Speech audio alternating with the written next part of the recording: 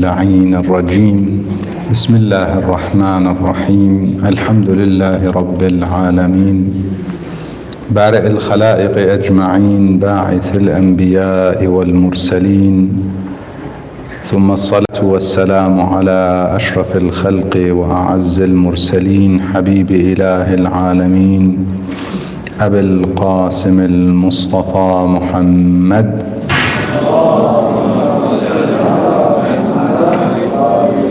وعلى آل بيته الطيبين الطاهرين المعصومين المنتجبين، سيما بقية الله روحي وأرواح العالمين له الفداء. قال الله الحكيم في محكم كتابه الكريم: بسم الله الرحمن الرحيم. إنا كل شيء خلقناه بقدر. آمنا بالله، صدق الله العلي العظيم. اللهم صل على محمد وآل محمد. Mu'minina mu'minat, brothers and sisters, Assalamu alaikum wa rahmatullahi wa barakatuh. Congratulations on the birthday anniversary of Imam Muhammad al-Baqer alayhi salam. Also, this week we are remembering Imam Ali al-Hadi alayhi salam, whose martyrdom occurs in this week as well, and based on some narration also his birthday on the 3rd of Rajab. Although it seems based on a dua that is mustahab in fact the month of Rajab, both Imam Hadi and Imam Jawad alayhim salam are born in this month. Significant in fact dua asking Allah subhanahu wa ta'ala bil mawludayn fi Rajab. Allahumma inni as'aluka bil mawludayn fi Rajab, Muhammad ibn Ali al-Thani wa ibnahu Ali ibn Muhammad al-Muntajab. Beautiful dua that in which we ask Allah subhanahu wa ta'ala, beseech him. We did mention in the earlier session about the concept of tawassul, asking Allah subhanahu wa ta'ala by Ahlul Bayt salawatullah wa salamu alayhim ajma'in, or by the great personalities. And this, although we have a deviated school in Islam that suggests that tawassul is not allowed and tawassul is fabrication or is innovation, it is contrary to the ayat and riwayat of both the school of Ahlul Bayt and other schools who have in numerous narrations suggested that the Prophet ﷺ told his companions to seek help through certain, or seek help from Allah subhanahu wa ta'ala through certain pious men, people. So it is a concept that was there at the time of Rasulullah sallallahu alayhi wa sallam and confirmed in the Quran. Allah subhanahu wa ta'ala says, وَلَوْ أَنَّهُمْ إِذْ ظَلَمُوا أَنفُسَهُمْ, if they oppress themselves, if they're sinful, they come to you, Ya Rasulullah. جَاءُوكَ, the ayah is very clear. جَاءُوكَ, they come to you asking God for forgiveness, and you seek forgiveness for them. جَاءُوكَ فَاسْتَغْفَرُوا اللَّهَ وَاسْتَغْفَرَ لَهُمُ الرَّسُولُ لَوَجَدُوا اللَّهَ تَوَّابًا رَحِيمًا. They seek forgiveness from God, and the messenger seeks forgiveness for them. If there is no wasila or tawassul, why would they ask the Prophet to help them and seek forgiveness for them? And God confirms that استغفر لهم الرسول لوجدوا الله توابا رحيما. And also in other ayat we read about the children of Nabiullah Yaqub or Israel ala nabina wa alayhi salam, where his children came to him and they said, Ya Abana, O our father, seek forgiveness for us from Allah subhanahu wa ta'ala. Again, if there is no concept of wasila and a mean to God, why would they ask him? They can ask God directly. Obviously, they recognize the fact that God has special servants in their special position. It is more likely that their prayer will be answered than a sinner who is far from the right position of dua, from jihat al-dua. Therefore, the concept of asking Allah subhanahu wa ta'ala is confirmed in ayat and riwayat, and in this beautiful dua that we are asking Allah subhanahu wa ta'ala by the two born in Rajab. So Imam Ali al-Hadi alayhi salam, his birth, also Imam al-Jawad alayhi salam, his birth occurred in the month of Rajab. The question arises, the first Muhammad ibn Ali is Imam al-Baqer alayhi salam. The second one is Imam al-Hadi alayhi salam, al-Jawad alayhi salam. So Muhammad ibn Ali al-Thani is Imam al-Jawad alayhi salam. So in this dua we're asking by the second Muhammad ibn Ali al-Thani, meaning Imam al-Jawad alayhi salam.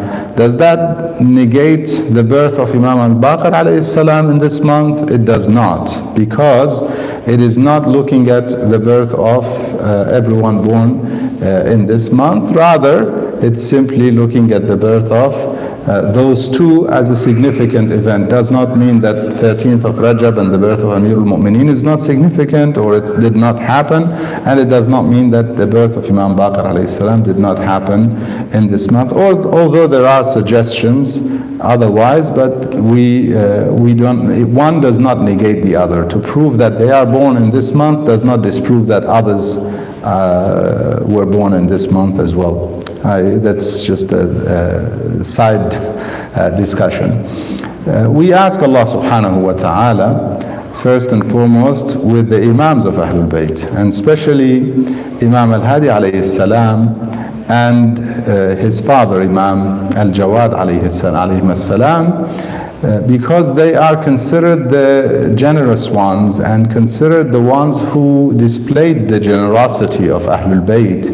Imam Rida alayhi salam specifically asked his son al-Jawad alayhi salam to display the generosity. We ask Allah subhanahu wa ta'ala in this very blessed month, and in the name of those generous Imams of Ahlul Bayt, to grant all of the mu'mineen and mu'minat, especially those in difficulty. Now we're hearing of some who were already in extreme difficulty, and now they're going through more difficulty in some parts of the world.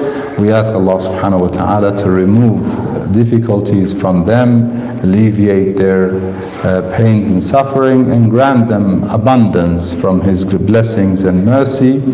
And all of the mu'mineen and mu'minat, inshallah. We need to remember others. You know, we are living in, there's a beautiful hadith from Rasulullah sallallahu alayhi wa sallam, Allahumma salli ala Muhammad wa ali Muhammad, in which he says, one who wakes up safe in his people and has his food for his day, and has his necessities for his livelihood, whether it be clothing, to leave his house and so on, then he has received abundance of goodness from God on that day. Let him fulfill the right of his Lord in terms of gratitude and be grateful, because they have received abundance of goodness. Amazingly, somebody shared a statement with me a couple of days ago, and I shared it with some of the mu'mineen. It was mind-opening or eye-opening. It really, it should wake us up, all of us, to realize how ungrateful most of us are, because we're still wanting more. So that statement says, if you have food in your fridge and you have shelter over your head and you have money to buy your basic necessities, then you're better off than 75% of the population of the world. They're looking at some stats, and that's a reality. The shelter, food, and basic necessities of life, a lot of people in today's world are still struggling, despite the global village that we're living in, and the information era that we're in. Everyone is aware of what's going on around the world. Despite all the positive things that could lead, and hopefully will eventually lead, to human beings sharing to the point where nobody is struggling to that point, where they don't have the basic necessities of life. Despite all that, we're still seeing so many people in the world that don't have those basic things. Food that they need, the shelter that they need, or any money or enough finances to cover their basic needs.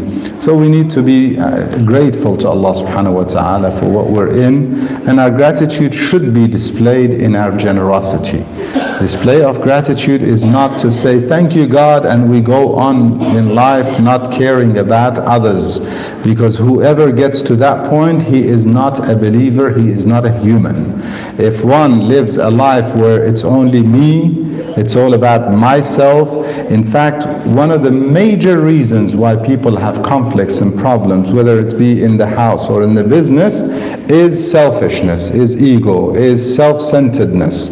One thinking it's all about me. What is my gain in this equation?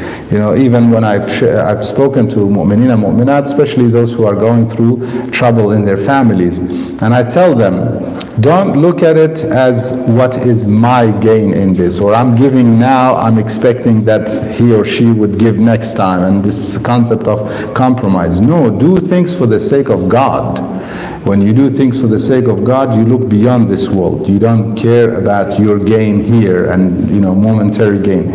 So most of the problems stem, whether it be on a family level, in a business level, conflicts occur because certain party, or both parties in some cases, are focused on their position, their point and their perspective. What is my gain and my loss, not looking at the other party.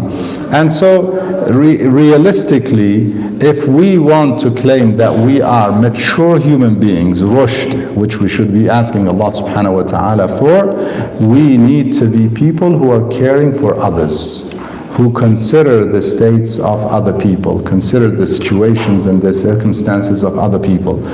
Live in a way that we need the basic things that we need, kafaf in hadith, and we ask Allah subhanahu wa ta'ala to grant us kafaf. But don't become extravagant and live lavishly while some others in today's world are struggling to have their basic needs met. I was speaking to one of the brothers earlier. In my hometown, as in the town where I was born, today many people are struggling to make ends meet, basic things, whether it be in terms of safety, shelter, food, their basic needs, medications and so on. People are struggling to have that. And some of us are wanting to have more. Asking, we get all what we want, and then the next question is, what's next? And that this is the reality of it. If we don't control our nafs, إِنَّ الْإِنسَانَ لَيَطْغَى. Insan by nature, without controlling, without taming their nafsul ammara, will transgress. What's next? You give him what he wants, next he wants more. He wants the next thing. So we need to really focus on that and be concerned about the affairs of other people in today's world. Back to our Imams that we are remembering, I want to share, and I will keep it brief inshallah, share something about Imam Baqer alayhi salam, who we're celebrating, and based on narrations, tomorrow is his birth, the 1st of Rajab. And so basically we are in the night of the wilada of this Imam, salawatullah wa salamu alayhi, and a little bit about Imam al-Hadi alayhi salam, inshallah I'll share afterwards. Imam Baqer alayhi salam is the Imam the youngest individual or imam who was present at the event of Karbala in Ashura, on the day of Ashura. So he was young at the time. He was born a few years prior to that, and therefore in Karbala he would have been approximately, in the year 61, he would have been approximately 4 years old. The Imam salawatullah wa salamu alayhi was born at a time after the martyrdom of Imam Hassan alayhi salam, and a few years before the martyrdom of Imam Hussein alayhi salam. So born at a time which was quite difficult in terms of the circumstances for Ahlul Bayt salawatullah wa salamu alayhim ajma'een.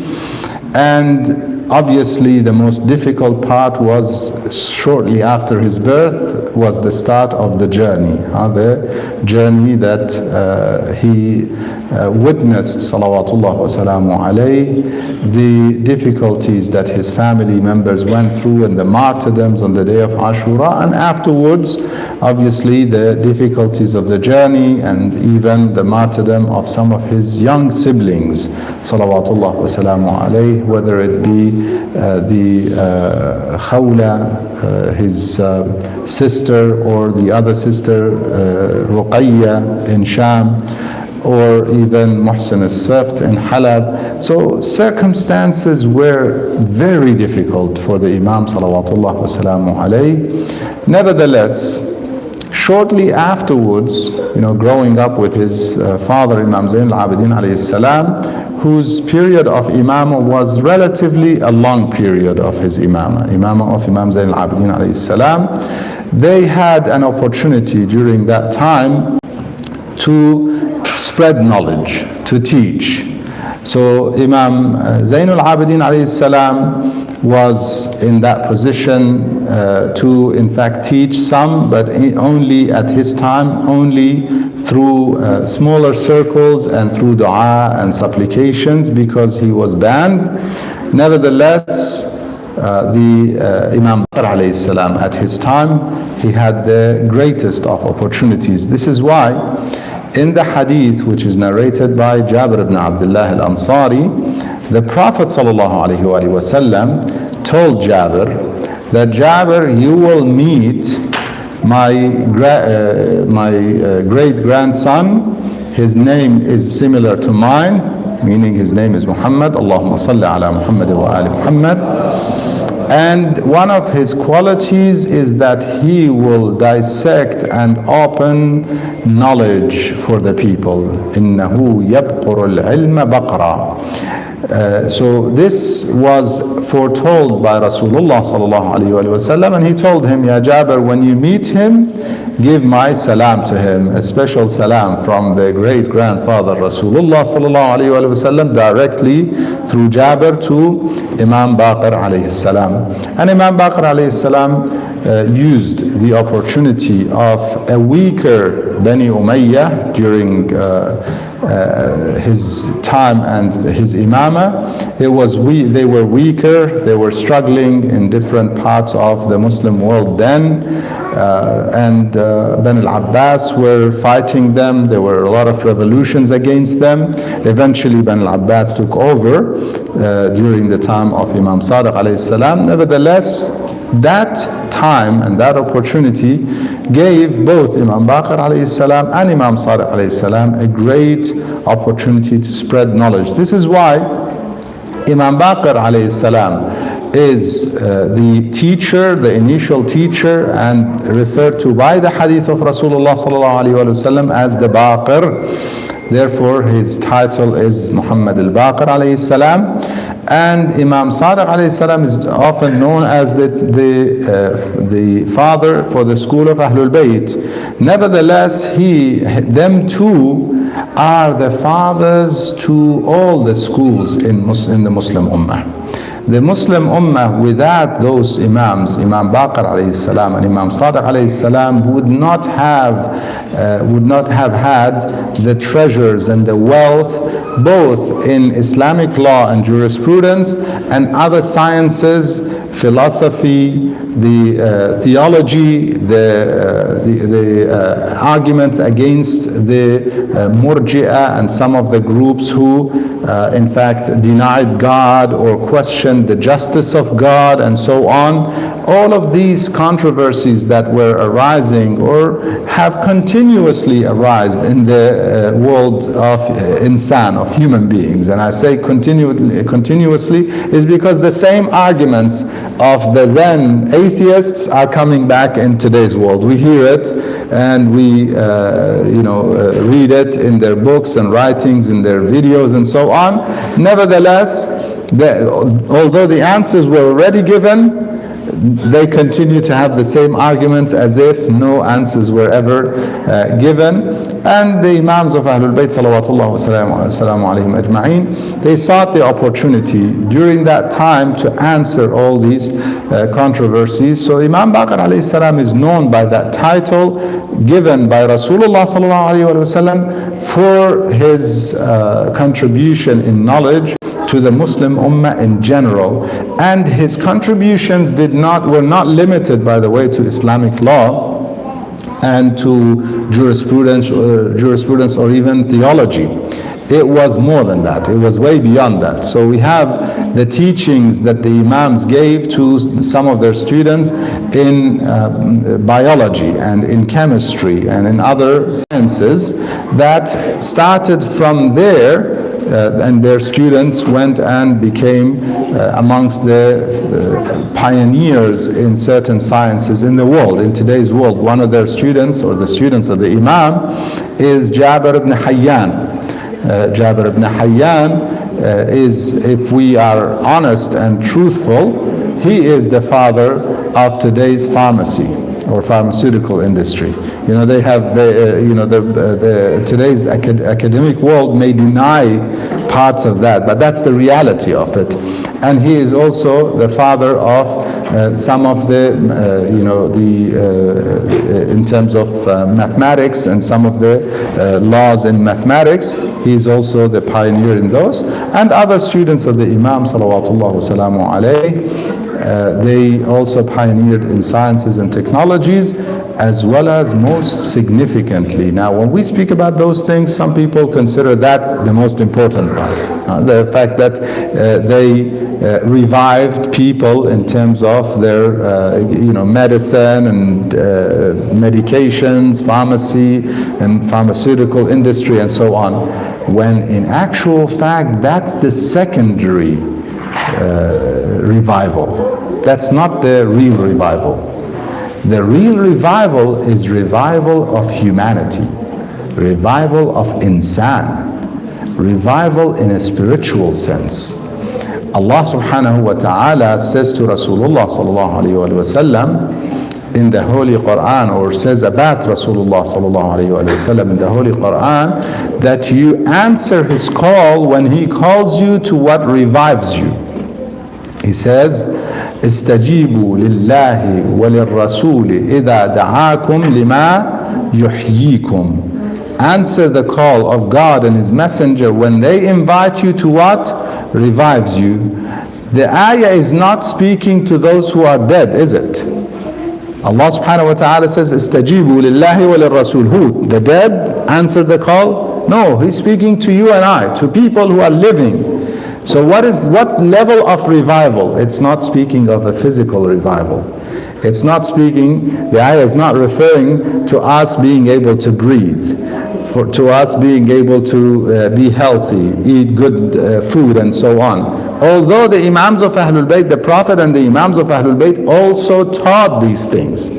And they have, in fact, there are numerous books written about their teachings in this regard. And their students went further and elaborated, and therefore we had, people like Ibn Sina or others who pioneered in even, today's medicine. Some of the procedures that even in terms of basically when they use the thread for people who have cuts and they want to, they use the thread for the wound. the fibers of what Ibn Sina had suggested were used up until recently, relatively recently, when they were able to match them with fibers made from oil. You know, after the finding of oil, petroleum, they were able to make some fibers from petroleum to match those fibers, that the body does not repel, because you get any foreign fibers in the body and you get infections. But he had back then, from his time, you know, centuries ago, he had come up with the kind of fibers that the body would not react to and would not cause an infection, and they were able to close wounds and so on. So advancements through the teachings of the Prophet and Ahlul Bayt salawatullah wa salamu alayhim ajma'een happened in the physical sense as well, but the real revival and the most significant revival is the revival of the ruh, the revival of insan as an insan, not as the body. And we have to understand that insan is not the body of insan. The body is the vehicle carrying us from birth to death. And once we die, our ruh departs the body. It doesn't mean that it's the end of us. It means a transition from one state to another stage and another part of our life and journey to Allah subhanahu wa ta'ala. So the revival on a spiritual level is the highest, in fact. In the hadith from Imam Ali alayhi salam, he says, one of the difficulties in this world is to be poor, financially poor. Inna min al-bala al-faqa. He says what's worse than financial poverty is to be sick physically. Maradul jasad. This is more difficult. If you're sick physically, you're willing to give any wealth. What's money compared to your health? So health has a higher priority than money and financial well-being. So the next thing the Imam says, وَأَشَدُّ مِنْهُ مَرَضُ الْقَلْبِ. What is worse than that is to be spiritually sick. Qalb here is not referring to the physical heart, I hope we understand, because that is part of the body. Maradul jasad is one sickness. What is worse than that is to be, as an insan, to be sick. The real sick is one who does not have akhlaq of an insan, the ethics and morals of a human being. That's the real sick. And the revival of insan in the ayah, and the revival intended in the teachings of Rasulullah sallallahu alaihi wasallam, Quran and the Messenger of God, and then elaborated by Ahlul Bayt salawatullah wa salamu alayhim ajma'een, is the revival of insan, not on a physical level. You can revive somebody physically. What if they're the worst criminal? What is the point of reviving them? You bring them back to health so that they go and commit more crime, for example. Therefore, it's most significant to revive their insaniyya, their humanity, to revive them on a level of insan, on a spiritual level, which is what insan is. Insan, or human being, if left to the body, is no better than, has no privileges over some creatures that live in the jungle, beasts, animals. Allah subhanahu wa ta'ala in the Quran says, don't raise your voice, you will not have as loud of a voice as a donkey. Allah subhanahu wa ta'ala gives that example. Don't stand so tall. You know, sometimes when a teenager is becoming taller, they feel like, okay, I'm so tall. إِنَّكَ لَن تَبْلُغَ الْجِبَالَ طُولًا. Can you be as tall as a mountain? If you're looking at the physical, this is a beauty from the Quran. A beautiful example from the Quran. That he's saying, if you're looking at your physical existence, then look at the mountain. What is the difference? If there is no ruh in you, how are you better than a mountain? Ruh is what makes you a human being, an insan. If we look at the physical strength, for example, can we be stronger than some cats? You know, lions and I don't know, whatever else, tigers and so on. They're cats. Cat family is stronger than you and I, physically. Donkey and other animals are louder than you and I, if you want to overpower others with your voice. So if we look at our physical existence, we're no better than animals. We're no better than even the inanimates, jamad. We're no better than a mountain. A mountain would have a lot more benefits for humanity than an insan if insan does not use his insaniyya, his humanity, the intellect that God has given us and the attributes that God expects from us, wants from us. تخلقوا بأخلاق الله. Therefore, the revival that the Ahlul Bayt salawatullah wasalamu alayhim introduced was not on a physical level. The Imams of Ahlul Bayt, and we spoke about Imam Baqer alayhi salam giving so much wealth and so much knowledge, their focus for people was about spirituality.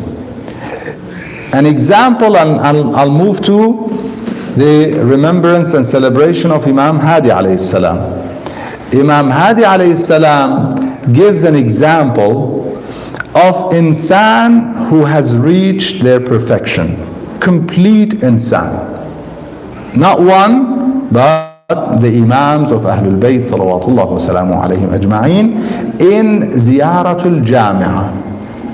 Ziyaratul Jami'ah is from Imam Al-Hadi alayhi salam. This ziyarah, and I don't have time now to go through the ziyarah, I want to keep it brief inshallah. I just want to introduce the ziyarah and its significance. This ziyarah introduces Ahlul Bayt, the Prophet and his family salawatullah wa salamu alayhim ajma'in, and their real status. Tells us how far insan can travel, not in a physical journey. لا تبلغ لا Allah subhanahu wa ta'ala says يا معشر الجن والإنس إن استطعتم أن تنفذوا من أقطار السماوات والأرض فانفذوا لا تنفذون إلا بسلطان. Without the command of God you cannot go through the heavens, samawat and earth. There are certain limitations. No matter how much we try, we cannot go into the soul of the earth that we're living in, the center. Can we? We're living on it, we explore it, and some documentaries put things in perspective beautifully. I was watching one of those, was showing how deep people could go in earth. Yeah, digging in earth. With all the technology, with all the material, with the nuclear and whatever else that we have achieved in terms of technology, like some people want to nuke the hurricane. Remember that one? I remember that very well. So no matter how much we try, we have not achieved much. We cannot even get past the first part, the first layer of the crust of the earth. The first part of it, we can't get far in it. Yet go, لا تنفذون. If we're looking in terms physically, we are extremely weak. In the heavens, every now and then humans realize how vast is the universe. Every few years, the astronomers with their studies and with their latest technology, they realize how vast the universe is, beyond what we could ever imagine and beyond what we could ever even dream of traveling. And that all, according to most of our scholars, that is only Sama'ul, the Sama'ul Ula, that is the one related to earth. Why? Because Allah subhanahu wa ta'ala in the Quran says we have ornamented Sama' ad-dunya bimasabiha. So therefore the stars, all of the stars belong to which Sama'? Sama' ad-dunya, which is the first level of Sama' or Samawat. Where is the next one and the next? You can never get there except with the command of Allah subhanahu wa ta'ala, except if you reach the statuses of Ahlul Bayt salawatullah wa salamu alayhim ajma'een, like when Rasulullah sallallahu alayhi wa sallam goes on buraq. Buraq, what it is exactly we don't know, a flying horse. It's some people may think, okay, it's some cartoon thing. It may not be something that we can even understand and comprehend what it is. With the command of Allah subhanahu wa ta'ala, the Prophet goes through the heavens. The journey of Mi'raj of Rasulullah sallallahu alayhi wa sallam. Why? Because he traveled to God in the spiritual sense. He recognized himself as a traveler to God, and therefore purified to the highest level of purification, constantly asking God for knowledge and action. رَبِّ زِدْنِي عِلْمًا. And in the Quran says, وَقُلْ رَبِّ زِدْنِي عِلْمًا. God says to him, ask for knowledge. And in the hadith he says, or in his dua he says, رَبِّ زِدْنِي عِلْمًا وَعَمَلًا. Grant me knowledge and action on that knowledge. That's when it's worthwhile. Otherwise, what is the point of having information that does not help us in our journey to Allah subhanahu wa ta'ala? Important thing is to ask for knowledge with purification, with tazkiyah, ilm and tazkiyah both together, to recognize ourselves as travelers to Allah subhanahu wa ta'ala, not an individual who boasts about their physical appearance or boasts about some of their physical abilities. Imam Ali alayhi salam becomes the strongest and the most brave man in Arabia at his time. The bravest warriors could not stand against him. He became famous. Then he swears, and people don't understand this part. He says, by God, I did not remove the door of Khaybar with the physical power. So he's saying, don't attribute it to my physical body. Don't look at your physical bodies. It is through Iman, through faith, through that connection with Allah subhanahu wa ta'ala. He allowed it to happen, and with faith, anything can happen. Allah subhanahu wa ta'ala can make anything happen. Us remembering and celebrating Imam Baqer alayhi salam or Imam Hadi alayhi salam, this celebration should be about how can I be like them.